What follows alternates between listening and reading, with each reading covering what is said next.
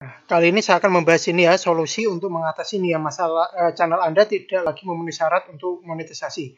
Nah, jadi sebelum saya membahas ini, saya tuh sering kali ya, sering mendapat pertanyaan-pertanyaan yang saya yakin itu sebenarnya solusinya itu sudah diberikan oleh YouTube gitu. YouTube itu biasanya ketika kita mengalami masalah itu YouTube itu memberikan solusinya. Ibaratnya solusinya itu begini loh, tapi kenapa orang-orang itu masih menanyakan gitu.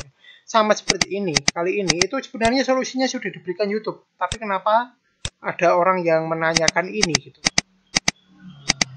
Nah, kalau berdasarkan apa yang saya amati ya, ternyata banyak orang itu yang tidak pandai dalam memahami suatu bacaan gitu.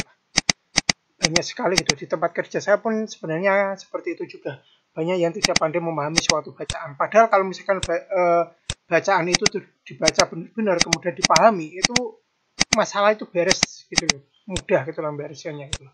Nah, kita langsung masuk ke pembahasan ini ya. Ini kalau misalkan teman-teman mengalami masalah ini atau masalah yang serupa atau masalah yang beda, tolong dipahami dulu bacaannya. Ingat ya, solusi pertama itu tolong dipahami dulu bacaannya. Jangan asal tanya ke orang yang ada tanya itu belum tentu paham gitu ya masalahnya seperti apa. Nah, yang bisa memahami itu kan orangnya sendiri. Nah, ini misalkan ini ya, ini sudah kelihatan ini solusinya itu kelihatan, sangat kelihatan gitu lah. Pihak YouTube sendiri yang memberikan solusinya, tinggal pilih gitu. Nah, ini ya, apa yang terjadi setelah meninjau channel Anda, kami menetapkan bahwa channel tersebut tidak mematuhi kebijakan monetisasi YouTube. Nah, jadi channelnya itu tidak mematuhi kebijakan monetisasi YouTube, jadi melanggar peraturan gitu ya. Nah, pelanggarannya ini ya, tinjau masukan kami. Tim peninjau kami mendapati bahwa channel Anda berisi hal berikut. Konten yang digunakan ulang. Jadi upload video, kemudian upload video lagi yang sejenis atau sama gitu. Video yang sama diupload berkali-kali. Nah, seperti itu. Nah, ini pelanggarannya, ada penjelasannya. Nah, ini kan sudah jelas ini melanggar peraturan gitu kan, ya kan? Solusinya apa? Ya pastikan dulu apa itu benar melanggar peraturan atau tidak. Saya yakin itu pemilik channelnya sendiri yang tahu itu melanggar aturan atau tidak. Ini contohnya ini ya, konten yang digunakan berulang. Saya yakin itu orangnya itu tahu sendiri itu melanggar aturan atau tidak. Biasanya yang seperti ini, biasanya ya, yang paling sering saya amati itu biasanya yang seperti ini, itu benar-benar melanggar peraturan. Nah, seperti itu. Biasanya itu benar-benar melanggar peraturan. Ibaratnya itu apa ya? Ketika ada sesuatu yang tindakan sanksi yang agak tegas itu biasanya itu memang pelanggarannya itu memang asli gitu ya, bukan kesalahan sistem, biasanya seperti itu. Nah, di sini ada solusinya ya ini. Nah, pihak YouTube sendiri memberikan dua solusi, opsi pertama, opsi kedua, tinggal milih saja gitu kan. Nah, pilihan pertama, ajukan banding jika menurut Anda keputusan kami salah. Jika menurut Anda keputusan kami salah, ajukan banding dengan menyebutkan alasannya. Kami akan meninjau permohonan banding Anda dan keputusannya akan kami sampaikan dalam waktu 14 hari.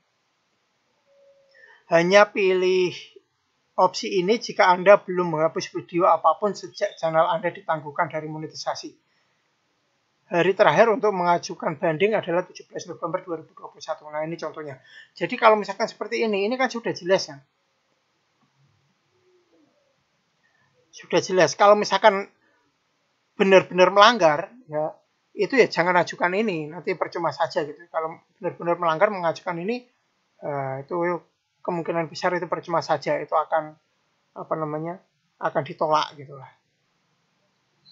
Tapi kalau misalkan pelanggarannya itu kesalahan sistem ya benarnya itu tidak pernah melakukan upload berulang ya, konten yang digunakan ulang kayak gitu, tidak pernah melakukan ini tetapi malah terkena itu mungkin kesalahan sistem, tapi jarang terjadi kesalahan sistem kayak gitu.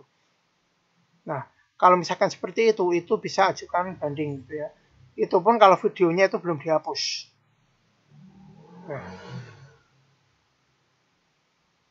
itu adalah solusi pilihan pertama ya.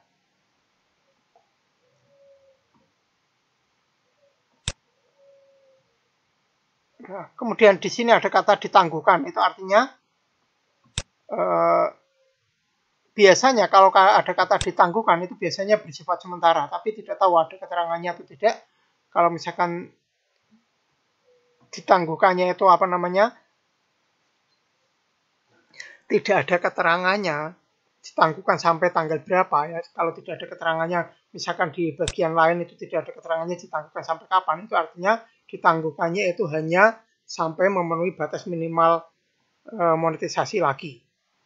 Nah, jadi ditangguhkan biasanya itu ada yang 30 hari, ditangguhkan 30 hari artinya setelah 30 hari nanti monetisasinya akan kembali. Tetapi jika ditangguhkannya itu tidak ada keterangannya, kemungkinannya itu adalah ini. Setelah memenuhi syarat lagi, monetisasinya akan aktif lagi. Nah, biasanya seperti itu. Nah, kita langsung masuk ke bagian kedua ya ini ya. Pilihan kedua yang ditawarkan oleh YouTube. Edit channel Anda lalu ajukan ulang permohonan. Nah, tinjau masukan kami lalu buat perubahan pada channel Anda. Perubahan dapat berupa mengedit atau menghapus video dan memperbaiki detail video. Anda dapat mengajukan permohonan ulang mulai tanggal 26 November 2021. Selama channel Anda memenuhi syarat berikut. Nah, jadi pilihan kedua, kalau ini jangan menghapus video. Kalau ini, itu hapus video. Jadi video-video yang melanggar itu disuruh menghapus. Karena ini konten berulang, itu boleh dihapus itu. Itu melanggar aturan, itu boleh dihapus. Berdasarkan ini, itu boleh dihapus, atau boleh diedit, atau boleh diperbarui videonya. Diperbaiki atau gimana gitu ya. Yang penting tidak sama dengan video-video yang sebelumnya. Nah, setelah diperbaiki baru mengajukan banding. Bukan mengajukan banding ya, baru mengajukan pendaftaran kembali. Di sini intinya apa? Jangan mengajukan kembali dulu baru diperbaiki, jangan terbalik ya. Tapi diperbaiki dulu baru mengajukan ini. Nah, pilihannya ada dua itu. Kalau misalkan saya disuruh memilih ini, saya akan lebih memilih ke sini. Pilihan kedua.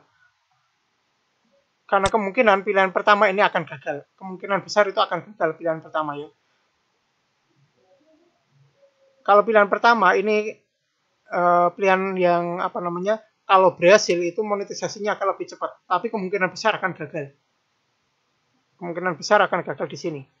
Tapi kalau ini, ya kalau ini asalkan memperbaiki ini ya, videonya yang berulang itu dihapus atau diedit atau apapun yang supaya jadi benar-benar beda. Kalau saya sih lebih memilih dihapus. Kemudian mengejar ini lagi, itu kemungkinan besar itu masih bisa monetisasi lagi. Karena ini ada keterangan seperti ini, biasanya akan lebih mudah untuk monetisasi asalkan ini ya. Tapi ini cuma 51 jam, ini artinya ini paling sepi, penontonnya sepi ini. Tapi kalau buat saya 4.000 jam itu mudah lah, untuk mendapatkan 4.000 jam secara alami itu mudah. Gitu. Nah, kurang lebih demikian ya video saya kali ini. Intinya yang pertama yang mau saya sampaikan, kalau misalkan teman-teman dapat pelanggaran atau apapun atau apapun lah dari YouTube, yang pertama itu pahami dulu, bacaannya itu dipahami dulu. Kalau misalkan tidak bisa memahami secara keseluruhan, baca per kalimat. Kalau tidak bisa, baca per koma-koma seperti ini. Jika menurut Anda keputusan kami salah, nah kayak gitu, baca per setengah kalimat atau beberapa kata gitu. Itu akan lama-lama akan paham gitu ya. Pertama itu intinya kalau ada apa-apa, pahami dulu pemberitahuannya. Ini adalah pemberitahuan yang detail gitu ya. Pahami dulu pemberitahuannya, kemudian pilih solusinya.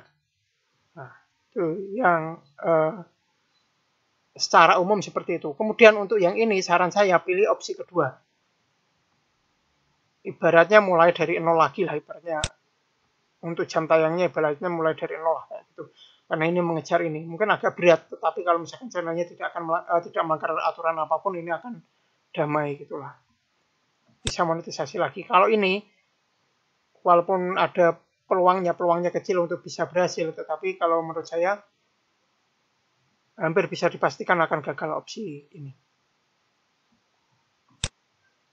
Nah, kurang lebih demikian ya video saya kali ini, semoga bermanfaat. Jangan lupa like, subscribe, share, bunyikan lonceng, berikan komentar positif sesuai isi video saya. Tonton juga video-video saya yang lain. Jangan komentar spam, jangan komentar copy paste, jangan komentar dengan link, jangan komentar minta subscribe, jangan komentar minta dikunjungi.